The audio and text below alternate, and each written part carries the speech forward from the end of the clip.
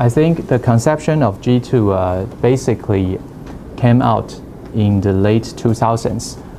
I would retrieve it to the Bush administration's comments about the so-called responsible stakeholder.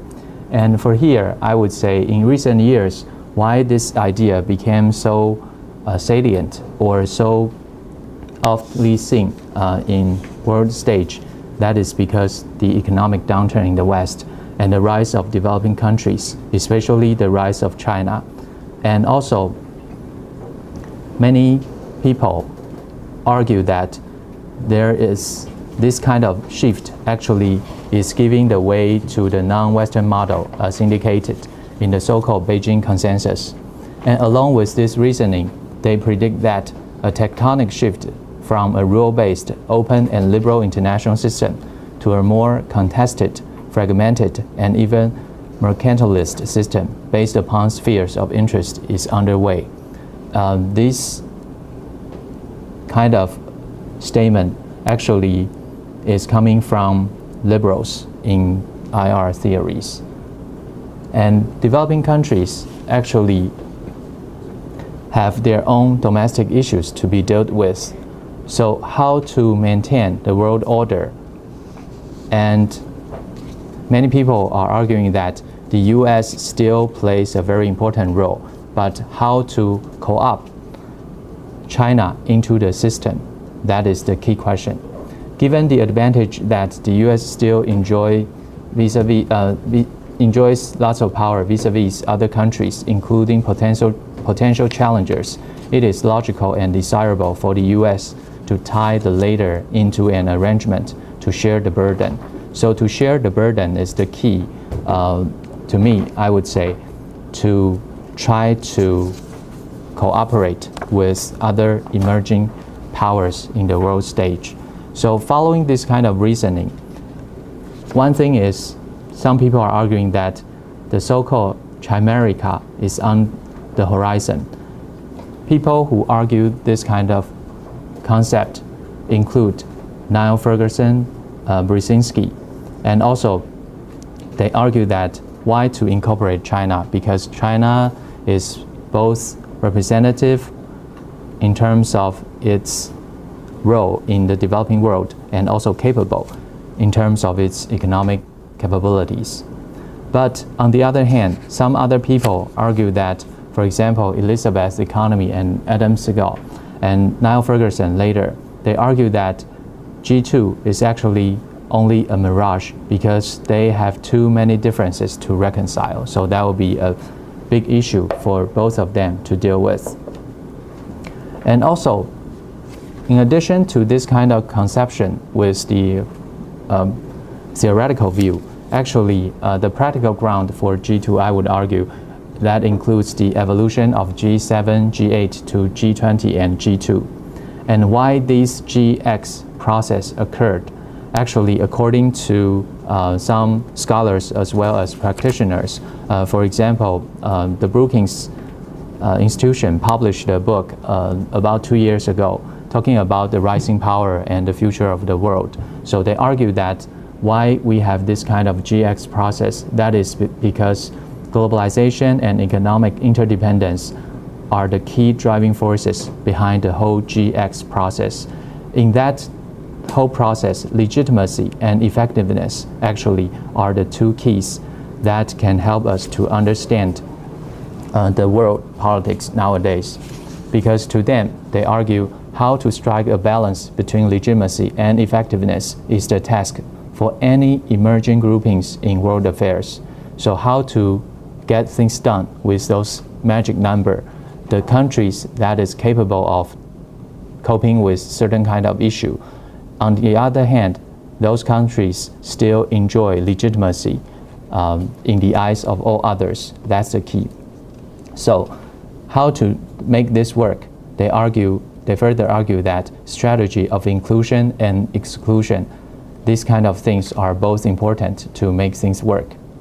So this also provides another perspective about how G2 or the US-China relations should be managed. And as I said, I would retrieve the conception of G2 all the way back to the Bush administration's proposal of responsible stakeholder, as indicated by Robert Zoellick.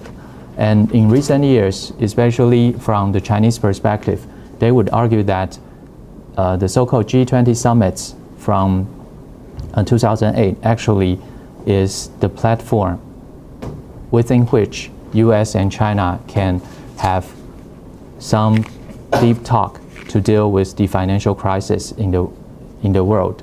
So some Chinese scholars, they would say actually it is actually G2 at working under the G20 framework, this kind of conception.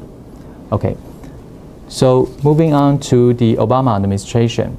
Actually, the Obama administration proposed the idea about strategic reassurance when he took presidency and wanted to remain a relatively stable relationship with China.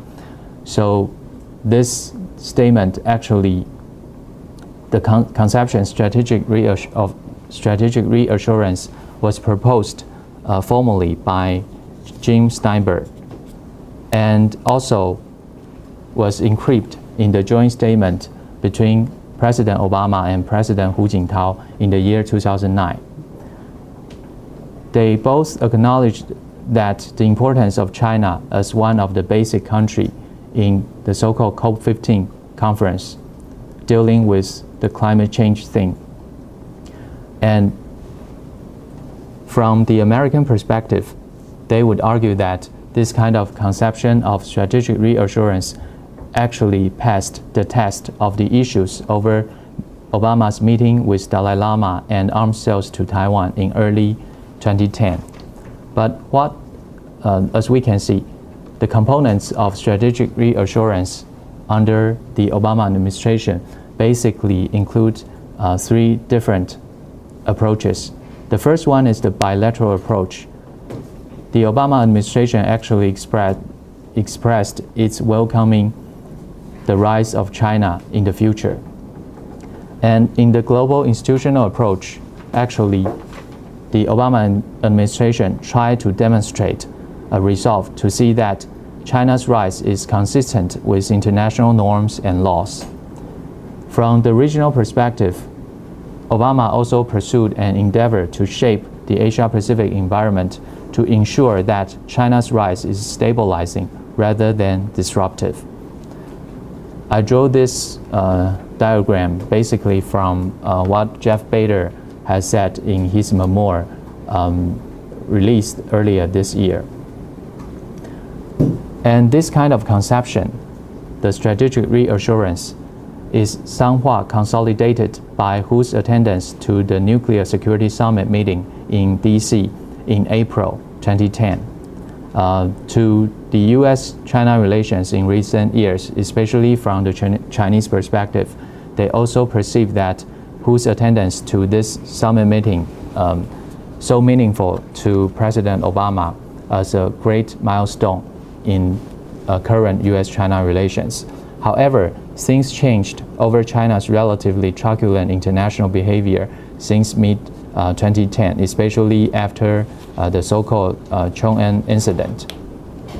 And the Obama administration seems to rhetorically drop the idea of strategic reassurance since mid-2010. So after that, from official documents, we no longer see the term strategic reassurance in this kind of publications or documents or public announcements. And instead, the Obama administration seems to use the term rebalancing and pivot to Asia to replace the former idea about strategic reassurance, at least for the time being. From the Chinese perspective, basically, even we had the Bush administration's proposal about a responsible stakeholder, and also later on the Obama administration's strategic reassurance. Actually, China perceives G2 still as not a viable choice for China. For example, Premier Wen Jiabao conveyed the view that China disagrees to the suggestion of G2 for three reasons. The first one is China is still a developing country with a huge population and has a long way to go before it becomes modernized. And second, China pursues the independent foreign policy of peace and will not align with any country or country blocs. Third, global issues should be decided by all nations in the world rather than one or two countries. So in other words, I would say maybe China is still trying to promote the idea about the democratization of international politics, those kind of ideas. And the financial tsunami leads to the prediction that a tectonic shift is underway. This is what the Chinese scholars and somehow government perceived nowadays. And also, according to Sun Zhe, a leading US watcher in Tsinghua University, he suggested that China perceives that the neither friend nor foe sentiment will likely to continue, and it will become more likely for China to compete with the US over the right to voice in world politics. Not power struggle as defined in the past, but a competition over voice on the issue areas wherein both sides cooperate. So China and the United States need to coordinate with each other. And also in that book compiled by Sun Zhe, some other people in Qingda, including Zhao Kejing, he suggests that China explicitly opposes G2 for its possibility to intervene others' domestic politics and to let US play the China card. Instead, China should express its own views on multilateral issues, and yet this will not hinder its bilateral relations with the United States. So from these above two statements, we can see that China still wants to maintain a relatively stable relationship with the United States. However, if the issue involved the third party or regional or global affairs, maybe China would be more inclined to express its own national interest. That may not always in line with what US wants. So a new model of great power relations in the making. This is the question I've been trying to ask myself recently, especially when Hu Jintao and also other high-level officials in China, they keep proposing this idea and try to forge this kind of new relationship with the United States. And also, they argue that in the past, when the United States tried to use the term G2, China proposed that we should have the coordination of two, the so-called C2, instead of the group of two, G2. So what would this kind of interaction affect the future of the Asia-Pacific region? I think the Asia-Pacific region can be seen as a test case for whose proposal of the new model of great power relations. For now, a group of scholars such as John Mearsheimer, along with Stephen Walt, predict that China would pursue a Chinese version of Monroe Doctrine in the future. And also, this kind of argument is joined by Aaron Freber. He suggests that the future of the Asia-Pacific region will be Europe's past, and that China will continue to compete with the US over influence in the Asia-Pacific region. If anti-American coalition is not feasible, then China will at least try to dissolve US alliances in the region. So according to their view, I draw this figure from Aaron Freber's book. In here, maybe this is not very clear, but basically this map trying to say that the US has the alliances defined, for example, Australia, Japan, Korea, and Philippines, and have certain kind of semi-alliances, for example, Taiwan and Mongolia, and some other countries including India and others in the Southeast Asia. But in the meantime, China actually also enjoy certain kind of close relationship with its neighboring countries, especially North Korea and some other countries, maybe in Southeast Asia, for example, Myanmar. So according to Aaron Freberg, he would argue that China's influence in this region is actually rising. So there will be a competition between US and China over influence in the Asia-Pacific region in the future. So according to his description, maybe China would be perceived as the so-called evil empire in the Asia-Pacific region. But whether is that the case in the future, I think we need to keep a close eye on it. And also, but here is some reaction, I would say, from the Chinese side. Guo Jianyou, also in the book compiled by Sun Zhe, he argued that China should pursue the following strategy to counter US influence.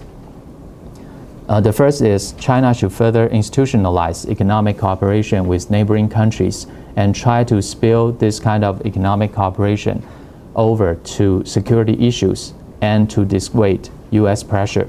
Second, China should increase military-to-military exchanges with the United States to alleviate the latter's anxiety. Third, China should keep on building its Blue Navy to secure national interest after its rise. So this is what Guo Jianyou suggests. So for my concluding remarks, I would say divergent interests will continue to remain between the United States and China, as we can see. But also, I am a bit cautiously optimistic about the future G2, because I would say China would try to adopt a case-by-case informal cooperation with the United States, especially on their bilateral relations. But when it comes to regional or global issues, maybe we also need to pay attention to what China wants, what is China's proposition about all these issues. And the future task for the US, how to incorporate China's interests in the liberal world order, this will be the paramount task for the United States. And the future task for China, to me, I would say that will be more important than what we should expect the US do. Because to China, how to strike a balance between domestic issues and international behavior, I would say that's the key that we need to keep an eye on it, especially the situation, economic situation and its social stability, and also the rise of nationalism, especially when it comes to the territorial disputes with neighboring countries. I think those issues we need really pay attention to. I think I'll stop in here and welcome all comments and questions. Thank you.